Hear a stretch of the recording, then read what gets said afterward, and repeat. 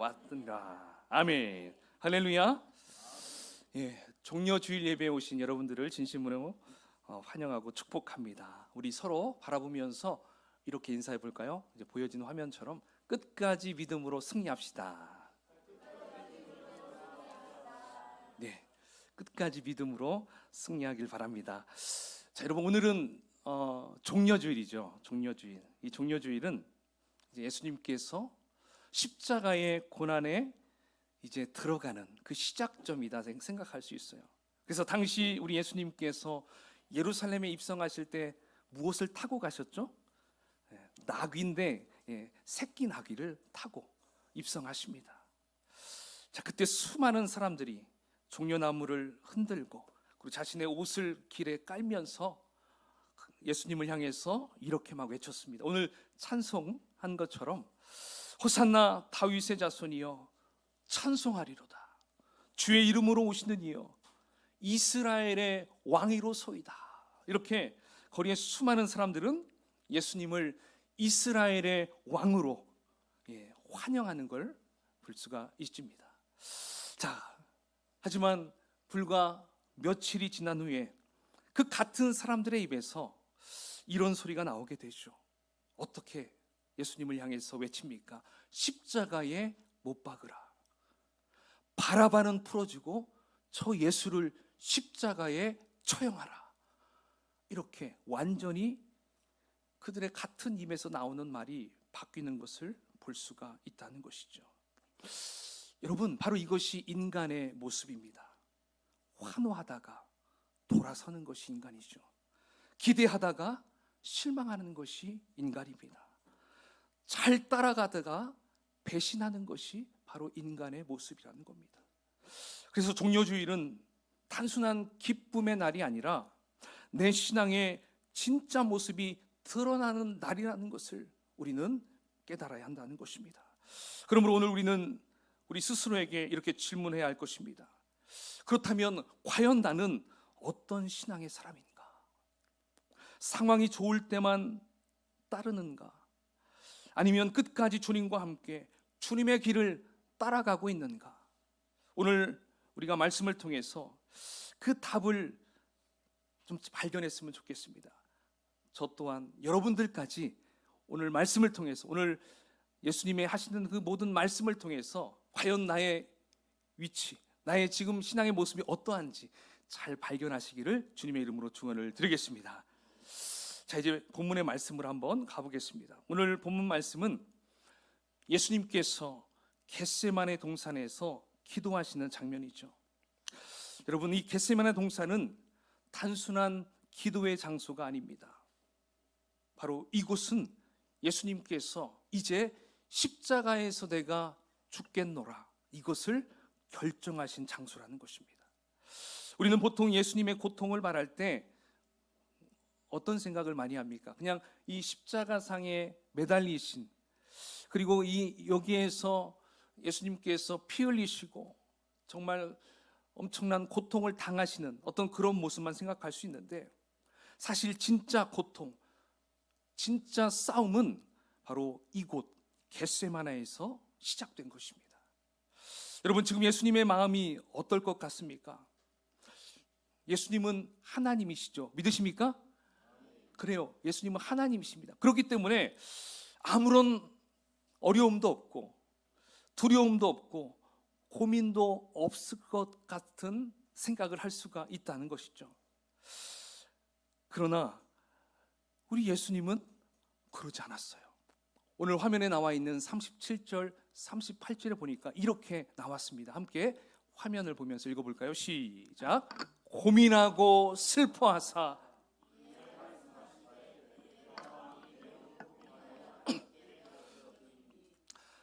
하나님이신 우리 예수님, 지금 어떤 마음이십니까? 너무나 슬퍼하며 괴로워하고 있습니다. 그리고 그 베드로에게, 베드로야, 내가 정말 죽을 지경이다. 너무 고민이 크구나. 이렇게 지금 그 베드로에게 말씀하고 있어요. 여러분, 이 표현은 단순한 긴장하는 모습이 아니에요. 실제 헬라어 원어를 해석해 보면 지금 예수님의 마음은 극도의 압박감이 있고요. 그리고 엄청난 스트레스가 있고요. 그리고 공포 상태에 있다라고 나옵니다. 그렇다면 여러분, 예수님께서 왜 이렇게까지 괴로워하는 것일까요? 곧 있으면 십자가에 매달리게 되는 그 고통 때문에 두려워하는 것일까요? 아니면 십자가에 매달리다가 물과 피를 다 쏟아서 죽는다는 어떤 그것 때문에 괴로워하는 것일까요?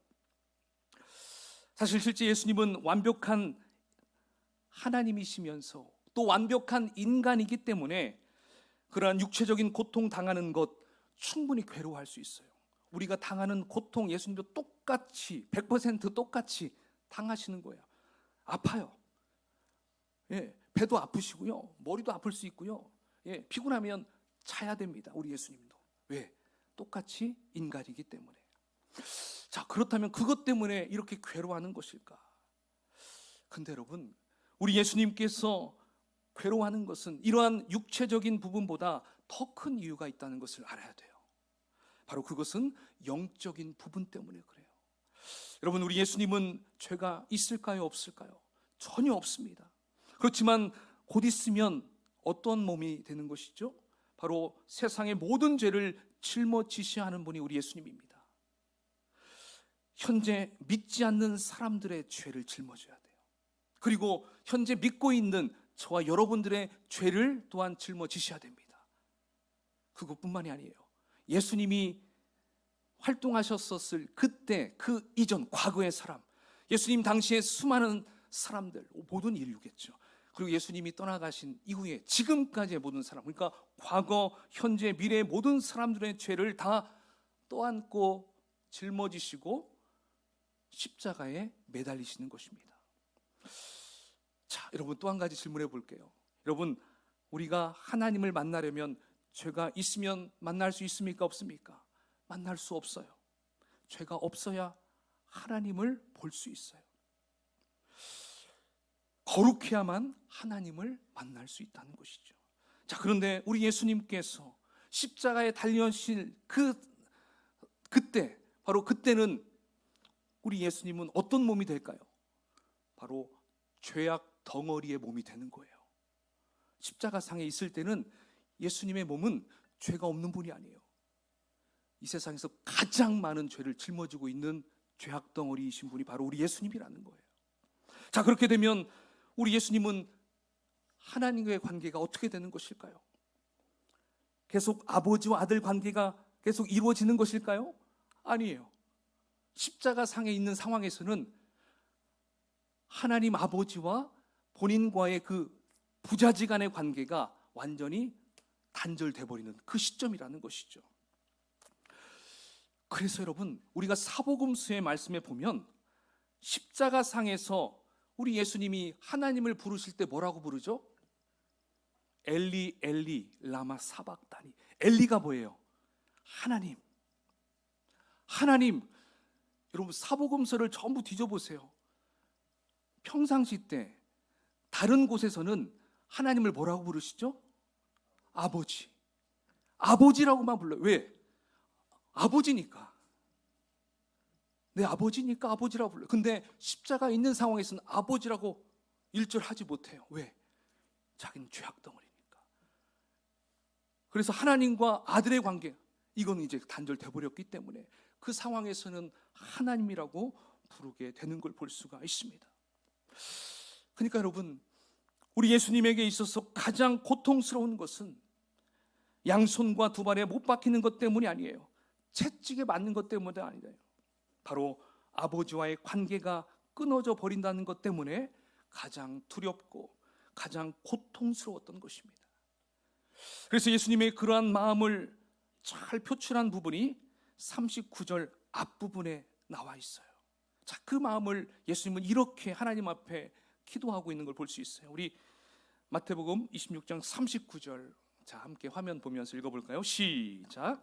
조금 나아가사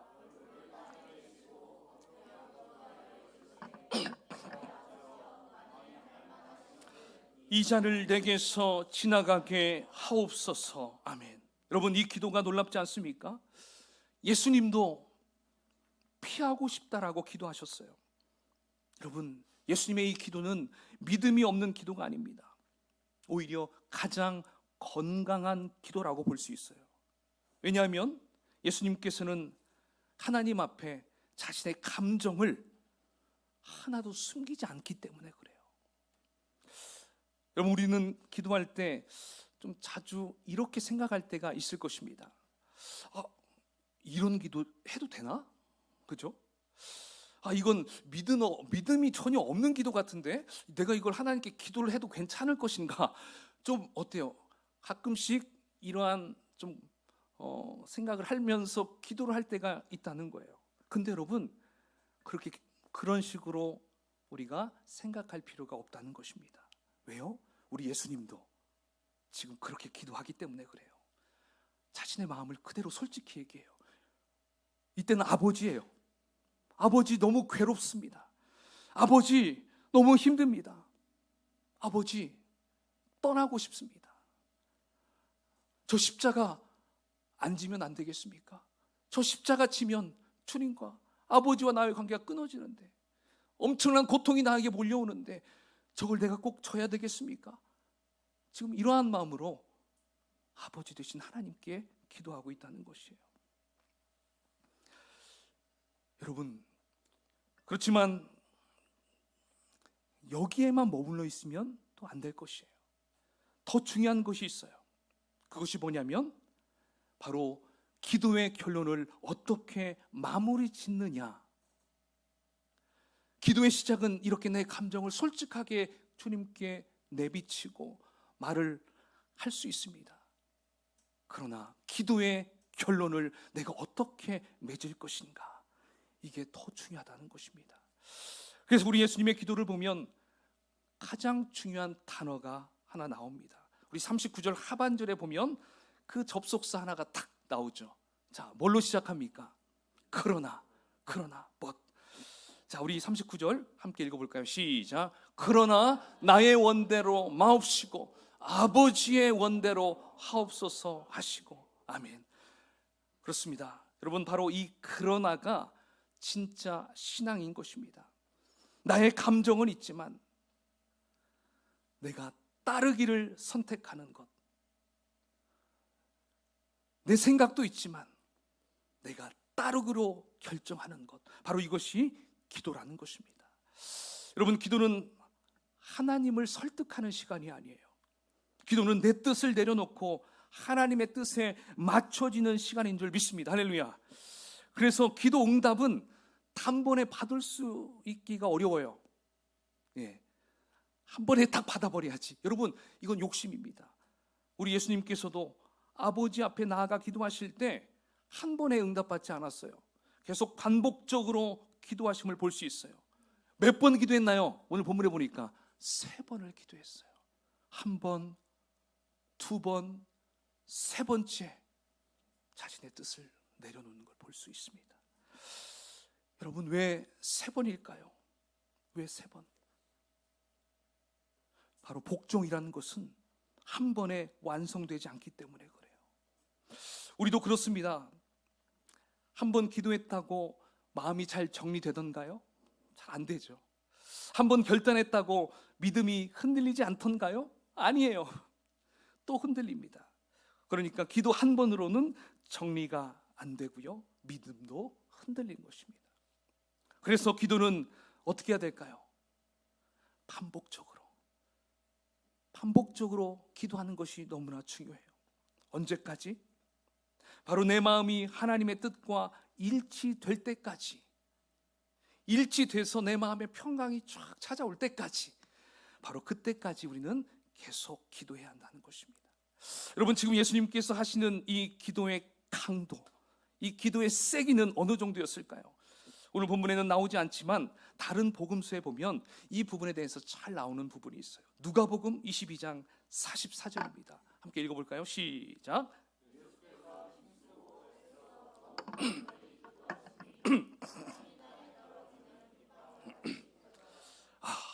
여러분, 지금 기도하면서 흘리는 땀이 핏방울처럼 되었다라고 말합니다. 근데 여러분, 처럼 하면 피 떨어질 정도로 기도했나 보다 이렇게 생각할 수 있잖아요. 근데 그 땀이 실제 핏방울로 떨어졌다는 거예요. 그래서 의학적으로 이건 가능한 현상이라고 연구 결과가 나왔어요. 사람이 극도의 스트레스와 압박을 받으면 실제 그 모세혈관이 어떻게 돼요? 안에서 터지죠. 여러분들도 경험해봤나요? 막 피곤하고 막 힘들 때 막 실핏줄이 터질 때도 있잖아요. 그래서 눈이 막 빨갛게 될 때도 있고요. 근데 그때 땀이 흘러보십시오. 그럼 그 땀에 같이 그 모세혈관에 터졌던 그 피가 함께 흘러내린다는 것입니다. 그래서 실제 예수님은 핏방울을 떨어뜨리면서 그렇게 간절하게 하나님 앞에 기도했다라는 걸 볼 수가 있어요. 그러니까 우리 예수님의 기도는 그저 형식적인 기도가 아니었어요. 간절함이 있었고 치열한 싸움이 있었고요. 그리고 피눈물이 있었던 기도였습니다. 자, 그렇다면 여러분, 과연 우리의 기도는 어떻습니까? 우리의 기도 혹시 깃털처럼 가벼운 건 아닙니까? 자, 이제 우리가 기도하는데 하나님께서 우리의 기도를 이제 좀 들어주시려고 무슨 얘기하나 이렇게 귀 기울여 이렇게 들으려고 하는데 갑자기 우리의 기도가 멈춰버리는 건 혹시 아닙니까? 아니면 내가 답을 딱 정해놓고 하나님한테는 내가 원하는 것에 맞춰달라고 떼쓰는 기도하는 것은 아닙니까? 우리 옆에 분에게 좀 이렇게 인사하면서 좀 이렇게 말해봅시다. 기도의 태도를 바꿉시다. 시작. 네, 기도의 태도를 바꿔야 돼요. 어떤 태도? 바로 내 중심에서 누구 중심? 하나님 중심으로, 하나님 중심으로 바꾸는 거예요. 이게 진짜 기도하는 태도라는 것이죠. 여러분에게 한 가지 질문해 보겠습니다. 여러분, 우리 예수님에게 있어서 이 겟세마네는 어떤 곳일까요? 이 겟세마네,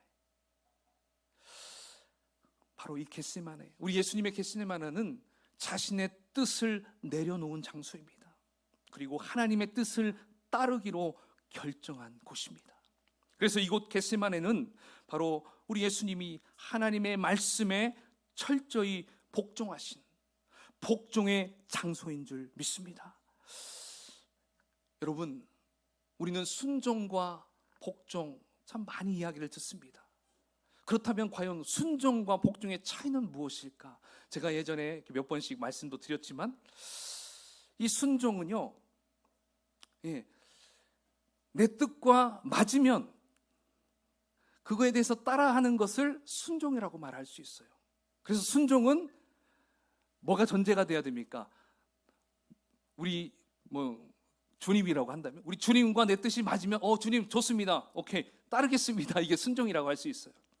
그런데 복종은 무엇일까요? 지금 주님은 이러한 뜻인데 내 뜻은 다른 뜻이에요. 내가 저걸 꼭 해야 되나? 갈등하겠죠, 고민하겠죠. 근데 내 뜻을 접어버리고 주님, 내가 주님의 뜻에 따르겠습니다. 바로 이건 뭐예요? 복종이라는 것이죠. 복종. 바로 이렇게 예수님은 겟세마네에서 이제 하나님의 뜻에 복종하기를 결단하였기 때문에 이제 사형을 집행하는 그 십자가에서는 흔들리지 않는 믿음을 볼 수 있어요. 십자가에서 두려운 눈빛 여러분 느끼신 적 있나요? 말씀이든 영상을 통해 영화를 통해 볼 때 십자가상에서 예수님 아주 의연하게 그 모든 고통을 다 감내하시는 걸 볼 수가 있다는 것이죠. 여러분, 바로 우리가 반드시 기억해야 될 것이 있습니다. 우리에게도, 여러분 스스로에게도 각자의 겟세마네에서 기도하지 않게 되면 우리 또한 십자가 앞에서 무너질 수밖에 없다는 것입니다. 그러므로 우리가 각자의 겟세마네를 정해서 우리도 그곳에서 복종의 훈련을 해야 한다는 것입니다. 예수님도 그 겟세마네가 있었기 때문에 십자가에서의 고통을 다 감당할 수 있었어요. 그렇다면 우리는 겟세마네가 없이 우리가 우리 믿음으로, 우리 능력으로 우리의 어떠한 시험 앞에서 해결할 수 있을까요? 전혀 우리는 할 수 없습니다. 그냥 꼬꾸라집니다. 우리의 여러분 개인의 겟세마네를 정해보는 게 너무 중요하다는 것입니다. 자, 여러분 이제 우리 제자들을 한번 살펴보면 좋을 것 같아요. 우리 40절 말씀, 예수님은 지금 이러한 상황에서 이렇게 고민하며 기도하는데 제자들은 뭘 하고 있을까요? 40절을 읽어보겠습니다. 네, 시작. 제자들에게 오사 그 자는 것을 보시고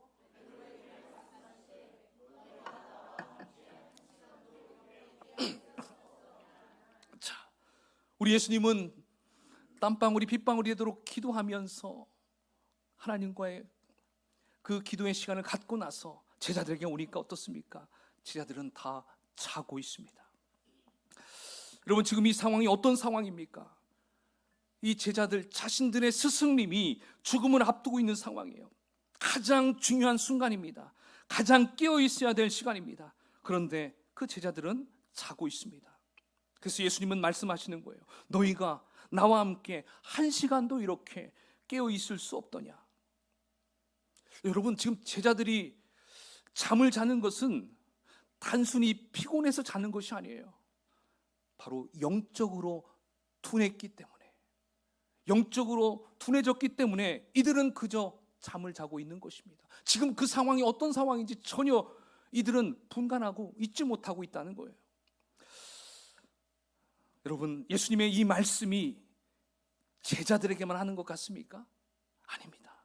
바로 저와 여러분들에게도 하시는 말씀이라고 저는 그렇게 생각이 되는 것이죠. 예배는 드리지만 우리는 깨어있지 못합니다. 기도는 한다고 하지만 우리의 기도는 너무 깊이가 없어요. 신앙은 있다고 하지만 우리 삶에 긴장감이 전혀 없어요. 여러분 바로 이러한 상태가 영적으로 잠든 상태라고 말할 수 있어요. 영적으로 둔감한 상태다라고 말할 수가 있다는 것입니다. 여러분 이제 제자들에게 또 우리에게 예수님은 분명히 말씀하고 있습니다. 41절 함께 읽어볼까요? 41절입니다. 다음 화면 보여주시죠. 자, 없으면 있죠? 시작. 시험에 들지 않게 깨어 기도하라. 마음에는 원이로되 육신이 약하도다 하시고. 아멘. 여러분 이 말씀이 너무나도 정확하지 않습니까? 누구나 다 하고 싶은 마음은 다 있어요. 믿음으로 살고 싶은 마음도 있어요. 기도해야겠다라는 생각도 있습니다. 그런데 됩니까? 안 됩니까? 안 되는 거예요. 왜 그렇습니까? 육신이 약하기 때문에. 그래서 예수님은 방법을 알려주셨어요. 깨어 기도하라. 깨어 기도하라. 여러분 시험을 이기는 방법은 오직 하나뿐입니다. 그건 바로 기도입니다. 시험이 왔을 때 내 의지로 이기지 못하는 거예요. 아무리 내가 결심한다고 해도 그 시험은 이기지 못합니다. 환경을 바꾸어 봐도 그것은 해결할 수가 없다는 거예요. 그럼 어떻게 해야 되겠습니까? 기도하라는 거예요. 깨어 기도하라는 것입니다. 믿으십니까? 그래요. 여러분 기도하지 않은 베드로를 보십시오. 그가 처음에는 주님, 저는 주님 끝까지 따라갈 것입니다. 혼장담하잖아요. 자, 그의 모습 마태복음 26장 36절을 보십시오. 이렇게 나오잖아요. 오늘 밤 너희가 다 나를 버릴 것이다. 바로 그 전장에 이렇게 나왔죠. 그러니까 베드로가 뭐라고 합니까? 주님 모두가 주를 버릴지라도 나는 결코 버리지 않겠습니다. 예수님은 또다시 말씀하십니다. 베드로야 정말 그럴 수 있겠어? 너는 오늘 밤 다 굴기 전에 3번 나를 부인할 것이다. 이렇게 말하니까 베드로는 또 뭐라고 합니까? 내가 주와 함께 죽을지언정 주를 부인하지 않겠습니다. 또 이렇게 말합니다. 여러분 이 얼마나 멋있는 고백입니까? 그러나 그의 고백은 의지와 결심만 있을 뿐 기도가 없는 그냥 울리는 꽹과리일 뿐이라는 것입니다. 기도가 없는 그러한 고백밖에 안 됐어요. 결국 베드로는 어떤 결과를 맺습니까? 얼마 후에 사람들 앞에서 예수님을 모른다라고 부인합니다. 그냥 부인이 아니죠. 저주하면서까지 나는 저자를 모른다라고 그 속에 그 내면에 철저히 부인하는 그 모습을 우리는 알고 있습니다. 여러분, 베드로가 그렇게 멋있는 고백을 했는데 왜 그렇게 부인하는, 예수님을 저주하는 그러한 사람으로 바뀌어버린 것일까요? 바로 겟세마네에서 주님이 기도하실 때 함께 기도하지 않았기 때문이었습니다. 영적으로 깨어있지 않았기 때문에 바로 그 베드로는 그렇게 예수님을 부인할 수밖에 없었어요. 다른 제자들도 마찬가지로 다 도망갈 수밖에 없었던 것입니다. 여러분, 그래서 우리는 이렇게 정리할 수 있어요. 겟세마네에서 기도하신 예수님은 멋지게 십자가에서 승리하셨어요. 그러나 겟세마네에서 잠든 제자들은 시험 앞에서 너무도 쉽게 실패하고 말았다는 것입니다. 여러분, 승패가 어디서 결정이 된 것일까요? 바로 겟세마네 기도의 자리에서 결정되었던 것입니다. 사랑하는 여러분, 오늘 우리는 종려주의를 지키고 있습니다. 그렇다면 우리 스스로에게 질문해 봐야 돼요. 나는 과연 지금 어떤 상태인가? 깨어있는 상태인가? 아니면 잠들어 있는가? 나는 지금 기도하고 있는 신앙인인가? 아니면 그냥 감정적으로만 반응하는 신앙인인가? 껍데기 신앙인인가? 사랑하는 여러분, 이제 말씀을 마무리하겠습니다. 우리가 이 시간 오늘 말씀을 통해서 우리가 분명히 세 가지를 적용하면 좋겠어요.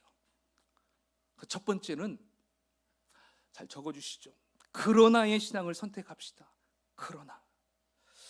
여러분의 삶 속에서도 반드시 예수님의 기도처럼 뭐가 있어야 될까요? 그러나가 있어야 됩니다. 그러나. 하나님, 지금 제가 너무 힘듭니다. 그러나 내가 따르겠습니다. 주님이 원하시는 것으로 내가 결정하겠습니다. 하나님, 이건 정말 이해가 안 됩니다. 그러나 내가 따르겠습니다. 하나님, 포기하고 싶습니다. 그러나 기도해 보겠습니다. 여러분, 바로 이 그러나가 우리의 인생을 살릴 수 있다는 거예요. 여러분들의 뜻대로 가고 싶다고 하더라도 여러분, 그러나를 생각하십시오. 그러나 내가 다시 한번 주님을 붙잡겠습니다. 내 뜻을 죽이겠습니다. 주님 뜻에 따르겠습니다. 이 그러나 신앙으로 여러분이 살아가기면 좋겠어요. 그 다음에 두 번째, 기도의 자리를 반드시 지킵시다. 여러분, 기도는 선택이 아닙니다. 생명입니다. 우리가 바빠도 해야 되고요, 피곤해도 해야 됩니다. 감정이 없어도 우리는 해야 됩니다. 왜 그렇습니까? 기도하지 않으면 우리는 반드시 시험에 무너질 수밖에 없기 때문에 그래요. 그러나 기도하면 우리 예수님처럼 이길 수 있을 줄 믿습니다. 할렐루야. 자, 세 번째, 영적으로 깨어나십시오. 영적으로 깨어나기 위해서는 우리는 말씀을 가까이 해야 됩니다. 죄에 민감해야 합니다. 그리고 우리 자신을 점검해야 합니다. 영적으로 잠든 신앙은 반드시 시험 앞에서 무너질 수밖에 없다는 거예요. 그러므로 우리는 영적으로 늘 깨어 주님과 함께 교제하는 시간을 늘려가야 한다는 것입니다. 여러분, 이제 말씀을 맺겠습니다. 여러분, 고난주간 오늘부터 시작됩니다. 여러분, 어떻게 보내시겠습니까? 단지 종려주일의 그 환호로 끝나는 신앙이 아니라 바로 이 겟세마네에서 그 십자가까지 가는 그 신앙으로 살아가는 이 고난주간이 되시기를 주님의 이름으로 부탁을 드리겠습니다. 여러분, 그러기 위해서는 우리가 깨어 기도해야 될 것입니다. 여러분, 어떻게 기도하시겠습니까? 이번 한 주간 우리가 좀 금식하면서 기도하면 어떨까요? 뒤에 너무나 작은 종이를 붙였는데요, 그 작은 종이에도 이름이 얼마 아직 적혀 있지 않습니다. 칸을 너무 작게 만들어서 그랬나요? 제 이름 쓰니까 다 채워지는 것 같아요. 여러분, 한번 우리가 결단해 봅시다. 그렇죠?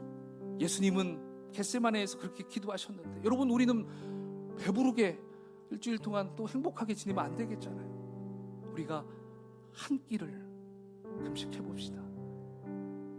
잠으로 금식하면 안 돼요? 아침잠, 잠으로 자면서 아침 싹 금식해야지, 그런 생각하면 안 됩니다.